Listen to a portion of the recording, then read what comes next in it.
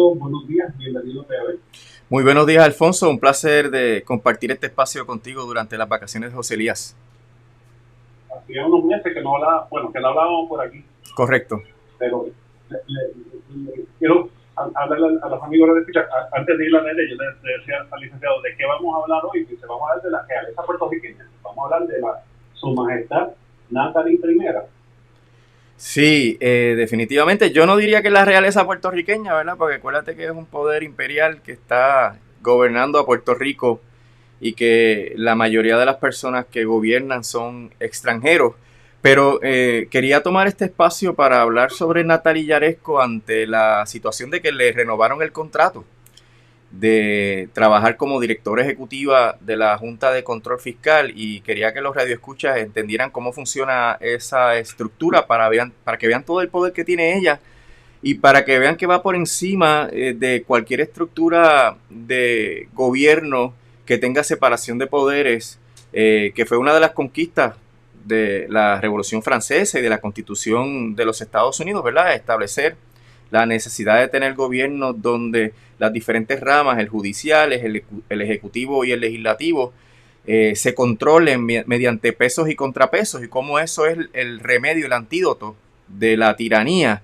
Los padres de la patria norteamericana, los que escribieron El Federalista, decían que esa es la única manera de evitar que se erija un monarca que controle todos los procesos. Y aquí en Puerto Rico, pues sabemos, tenemos una Junta de Control Fiscal que está compuesta por 7 personas que nadie escogió, nadie votó por ellos, fueron seleccionados por el Congreso y nombrados por el presidente Trump. Y tenemos entonces a esa junta que funciona como una junta de directores. Esa gente no está allí en el edificio de Atorrey trabajando de 9 a 5 como cualquier otra persona. Esa gente está en lo suyo. Ellos solamente se reúnen periódicamente, probablemente no menos de una vez al mes, para que Natalie Yaresco, que es a quien han contratado para que ponga en vigor todo lo que ellos deciden, les informe, les reporte, ¿verdad?, cómo van las cosas y qué cosas está haciendo.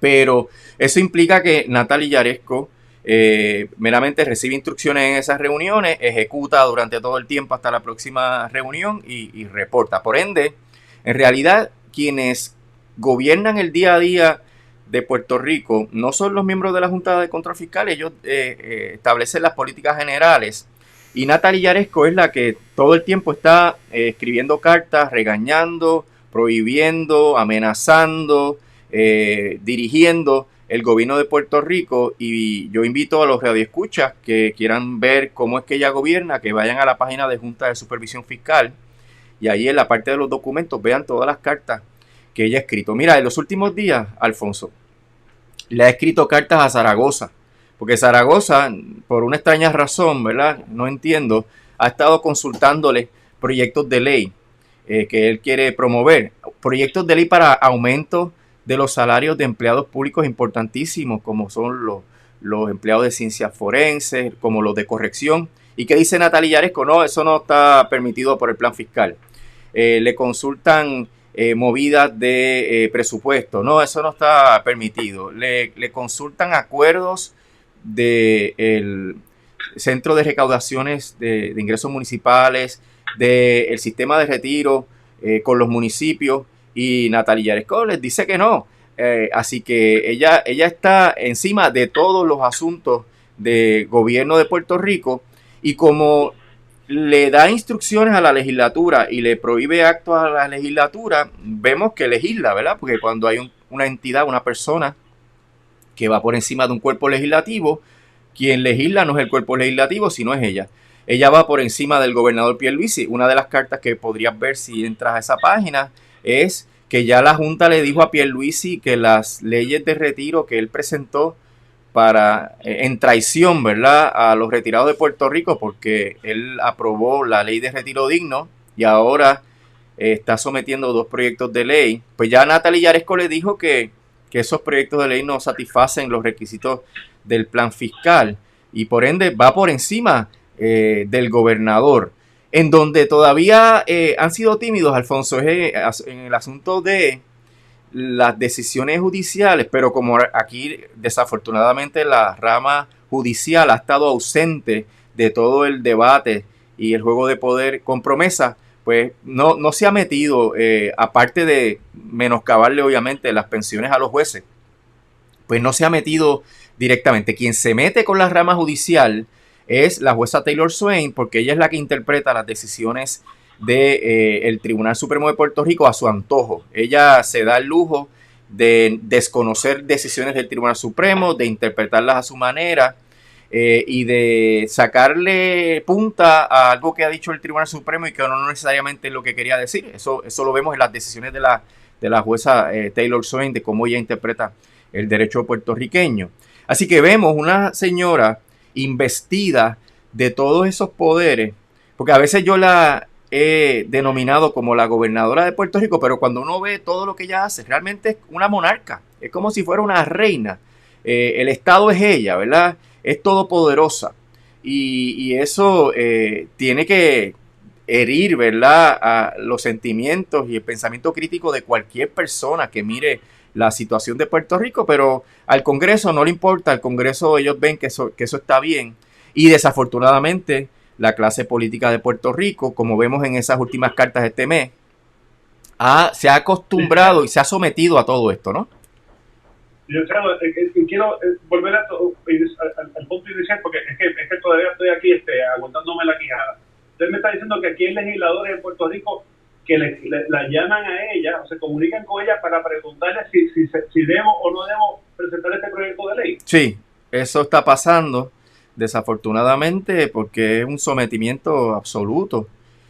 Proyectos de ley que hacen justicia salarial a los empleados del gobierno de Puerto Rico y ciertos empleados que tienen unas funciones bien críticas, como los de corrección, como los de ciencia forense, etcétera.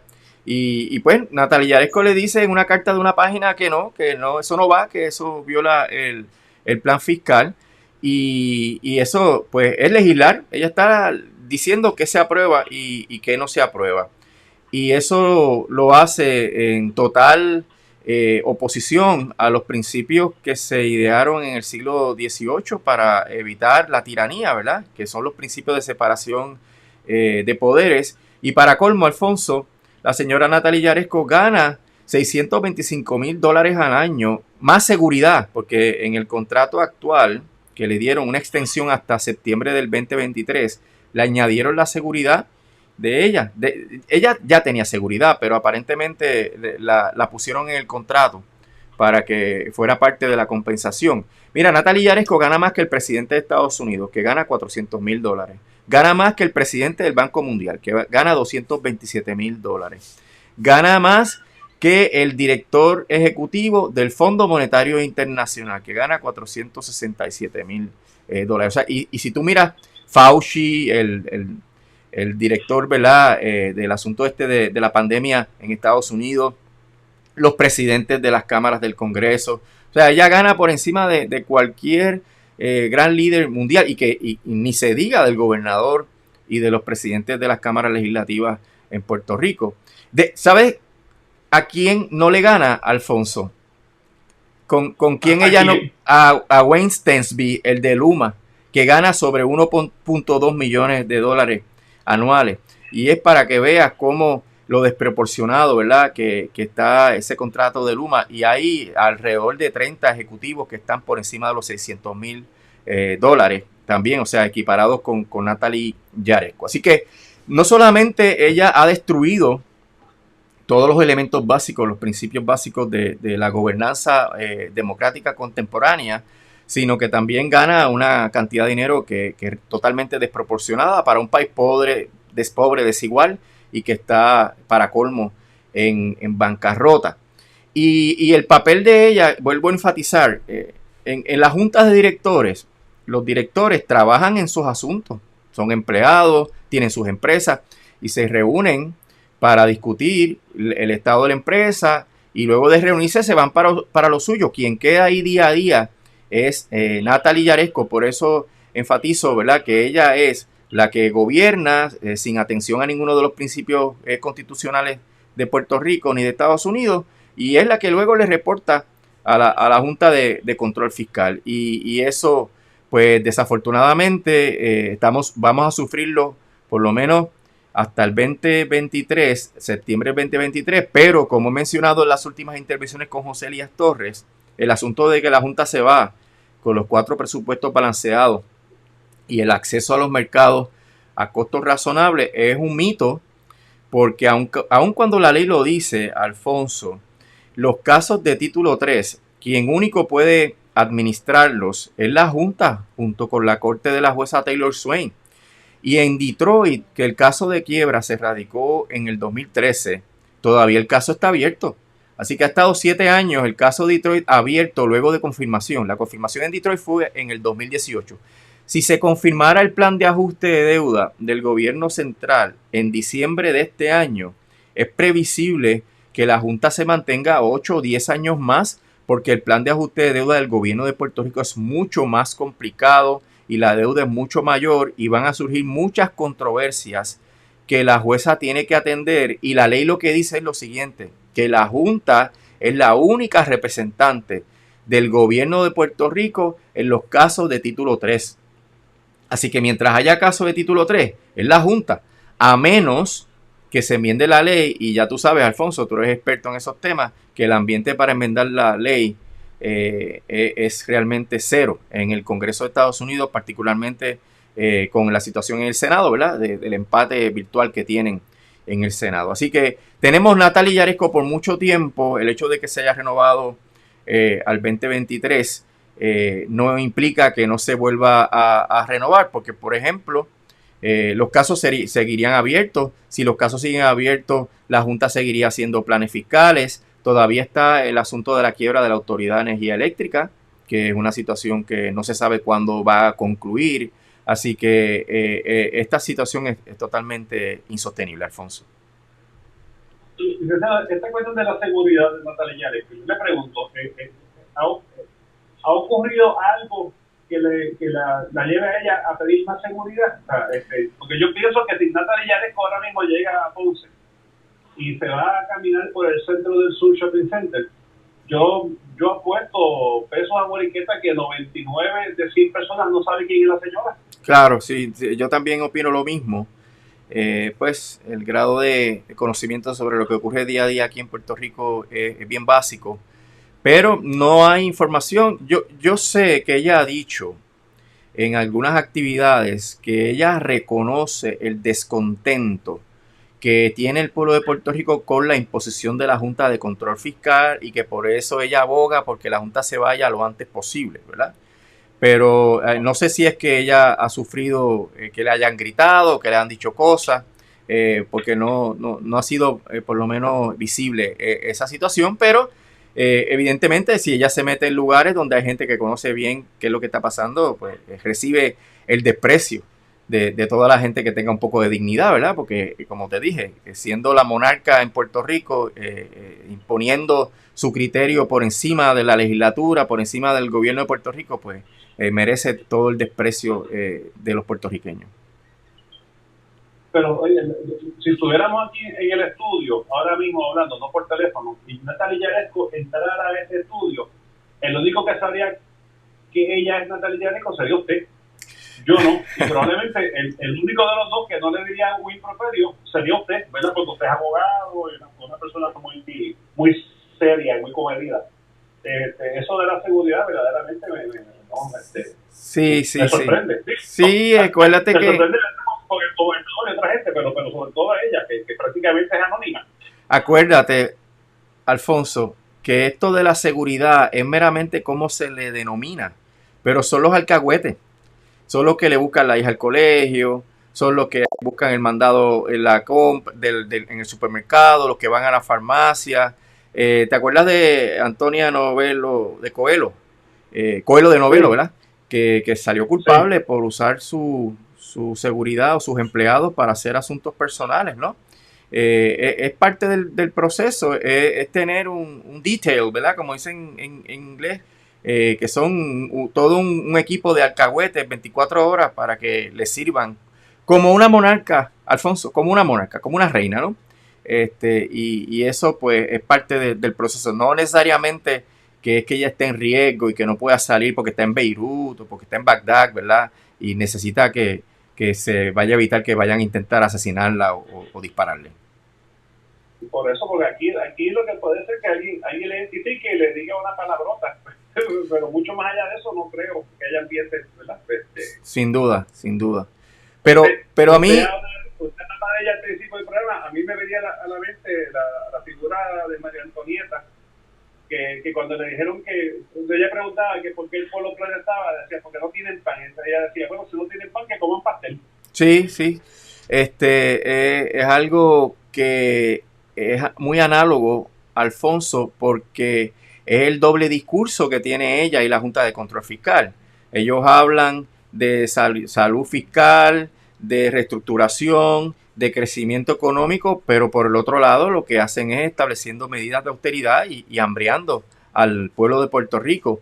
Y son cosas que se vienen planificando desde hace ya varios años, que todavía no han empezado a arraigarse en la economía y en las finanzas de todas las familias aquí en Puerto Rico, porque vienen, ¿verdad? Ella, en el proceso de ajuste de deuda, por ejemplo, está el asunto del menoscabo, la reducción de las pensiones, y eso va a tener un impacto económico. Viene también... ¿Qué tan lejos estamos de tener ese primer presupuesto balanceado? Estamos tal vez a ley de 8... Bueno, hola. ¿Me escuchas? Me escuchas, no, aparentemente perdimos la comunicación con el licenciado Manuel. Yo te escucho. Vamos a hacer una persona, ok. Sí, yo te escucho. La pregunta otra vez, ¿qué tan lejos estamos de llegar a ese primer presupuesto balanceado? Pues mira, si ellos lograran confirmar el plan de ajuste de deuda, ya se sabe cuánto es el pago de deuda y ya se sabe si va a haber menoscabo o no de las pensiones, cuánto sería el pay-go. Ahí se sabría más o menos un panorama un poquito más claro del asunto de cuánto hay que asignar presupuestariamente para el pago de la deuda y las pensiones. Y se empezaría a trabajar en un presupuesto para que se aprobara el 30 de junio del año 2022, para que entre en vigor el 1 de julio del año 2022, y ahí empezaría a contar el primer presupuesto balanceado. Tienen que ser 4 presupuestos balanceados. Pero la propia Junta, Alfonso, dice que el crecimiento económico de Puerto Rico va a ser raquítico. O sea, que cualquier cosa que ocurra, una extensión de la pandemia, un agravamiento de la situación de la pandemia, podría descarrilar todas esas proyecciones y no tener entonces el gobierno suficientes ingresos tan cerca como el 2023, y ya se podría descuadrar el presupuesto. O sea que esa aspiración de que con el plan de ajuste de deuda ya estamos en la ruta de obtener los 4 presupuestos balanceados es meramente una aspiración. Y el otro issue que está, obviamente, y es que la misma Junta predice que a mediados de la década del 2030 Puerto Rico va a volver a los déficits estructurales. Proyectar asuntos económicos a mediano y largo plazo no es fácil, pero cuando la entidad que tiene toda la información económica y que está tratando de confirmar un plan de ajuste de deuda tiene que reconocer que las finanzas del gobierno de Puerto Rico van a ponerse precarias a mitad de la próxima década, pues mira, en realidad esa información tiene que tener algún grado de confiabilidad, y eso podría hacer que Puerto Rico vuelva a incumplir o con los bonistas, y eso podría ocasionar una segunda quiebra. Así que hay 2 elementos aquí. Número 1, el elemento de cuándo es que teóricamente se va a la Junta, que como ya te dije, mientras haya casos de título 3 y no se enmiende promesa, se queda la Junta, aunque hayan tenido ya los 4 presupuestos balanceados y el acceso a los mercados a costos razonables. Pero también el otro asunto es qué pasaría si Puerto Rico vuelve a incumplir. Un gobernador o gobernadora de Puerto Rico a mitad de la década de los 30, la próxima década, que tenga la disyuntiva de escoger a quién le pago, a los pensionados o a los bonistas, va a escoger pagarle a los pensionados, y va a haber otro incumplimiento, Alfonso, y ahí es que vendría una segunda quiebra que es peor que la primera, porque ya hay unos compromisos con los acreedores, y esos compromisos están asegurados con propiedad, con ingresos del gobierno, y por tanto no se pueden menoscabar, y habría entonces que perseguir reducciones mayores a las pensiones y hacer cortes más dramáticos al asunto de los servicios esenciales. Así que por los propios números de la Junta, el panorama luce muy sombrío en los próximos años, Alfonso. Y el regreso a los mercados, Eso es igual o más difícil todavía. El regreso a los mercados, la Junta recogió velas porque el lenguaje expreso de la ley parece indicar que hay que hacer una emisión y que el interés que haya que pagar sea un interés bajo, ¿verdad? Por eso habla de acceso a los mercados a costos razonables. La Junta recogió velas y en un informe que hizo determinó que eso lo que significa es que tengamos las condiciones para hacer una emisión y, por ejemplo, viste que ya Moody's no va a hacer el rating de Puerto Rico, de los mercados de los bonos municipales.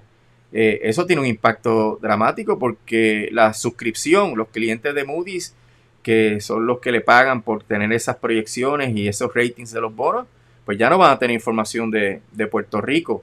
Y eso es vital para tener acceso a los mercados porque eso es lo que le da confianza al inversionista, decir voy a comprar los bonos de Puerto Rico porque esos bonos se van a poder cumplir.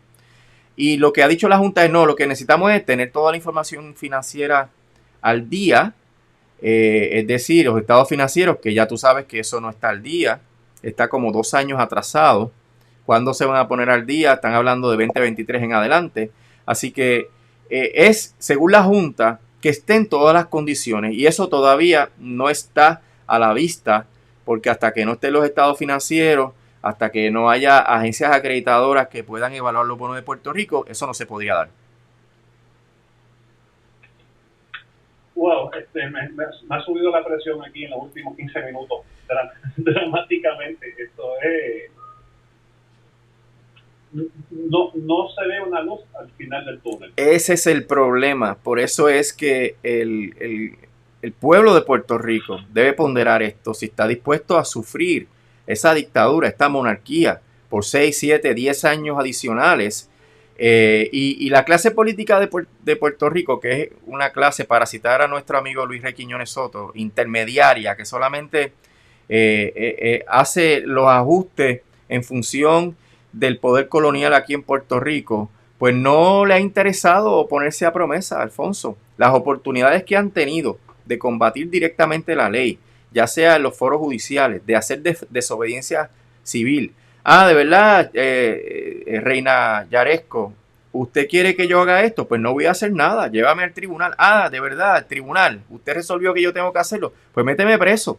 Y entonces vamos a ver qué va a pasar. Se va a crear una crisis política si el gobierno tuviera esa espina dorsal, si tuviera esa voluntad política, pues se podría crear la crisis política. Pero hasta ahora, como mencionamos al principio, legisladores prominentes, gente seria, le consulta a Natalia Yaresco si van a aprobar o no esta legislación. Así que ellos han aceptado plenamente el control absoluto que tiene la reina Yaresco sobre Puerto Rico.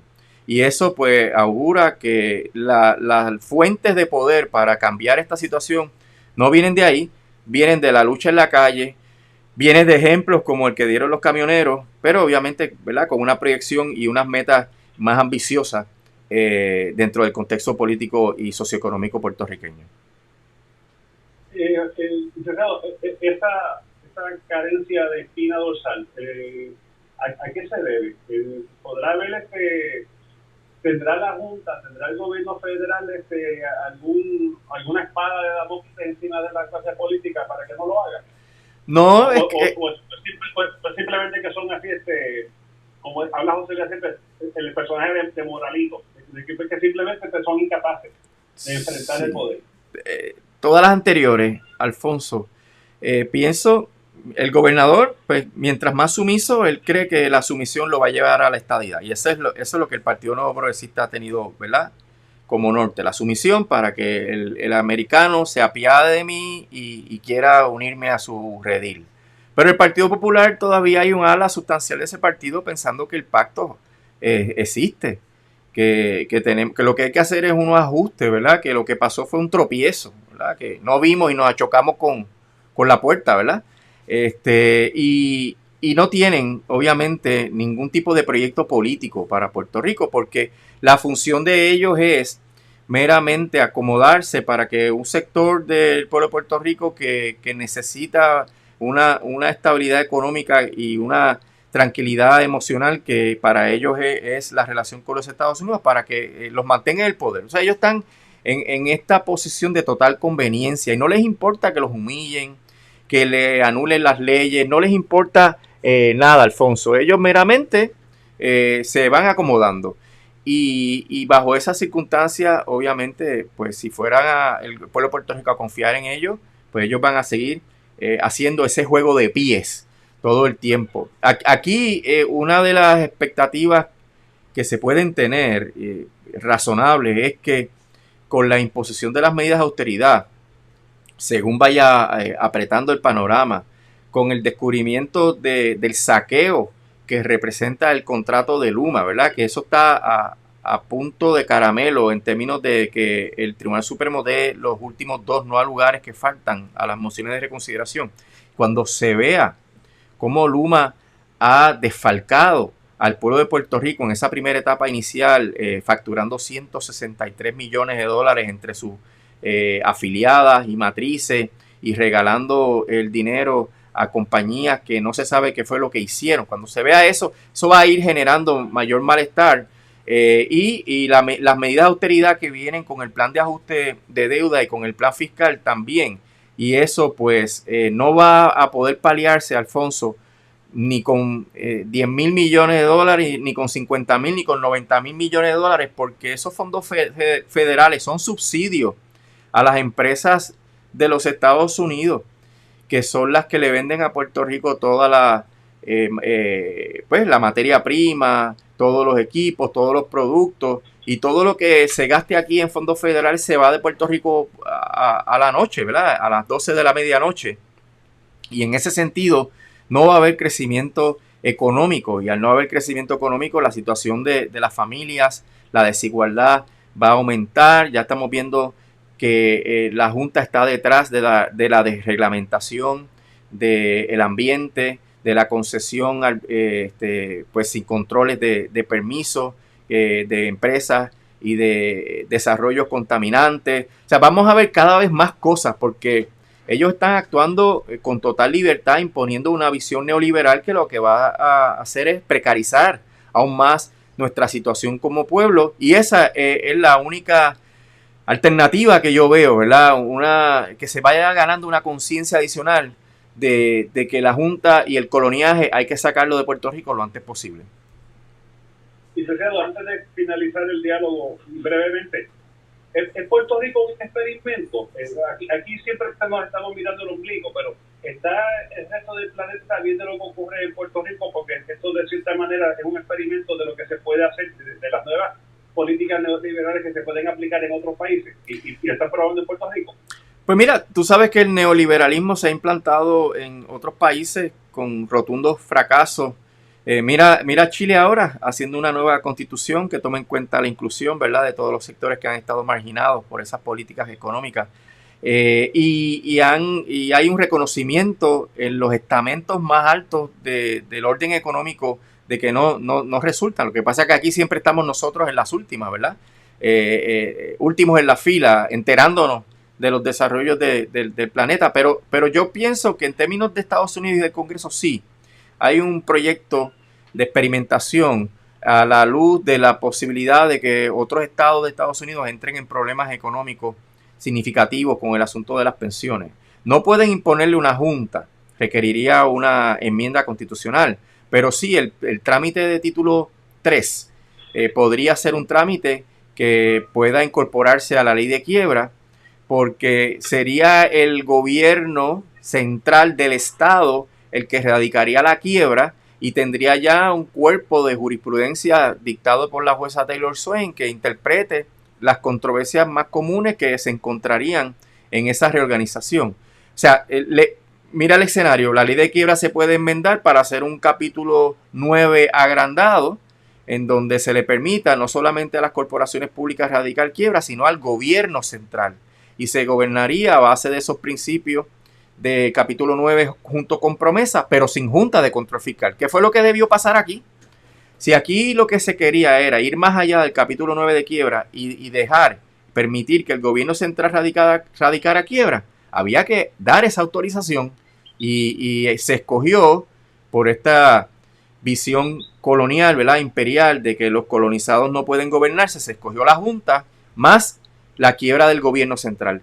Y me parece que en ese sentido sí hay un grado de experimentación para un futuro, para los estados que no, en este momento no pueden erradicar quiebra. Licenciado, muchas gracias. Ya estoy sobre aviso, así que el lunes que viene vendré con una Clonopin antes de hacer esta intervención. Bébete una agüita Porque azar. te confieso que ahora mismo estoy bueno, te prendo de medio maniguetazo. Pues es importante tener esos pequeños detalles que no se discuten día a día para entender cuál es la agenda que tenemos como país. Licenciado, un privilegio como de costumbre. Muchísimas gracias. Hablamos el lunes. Siempre le hablen. Hasta el lunes.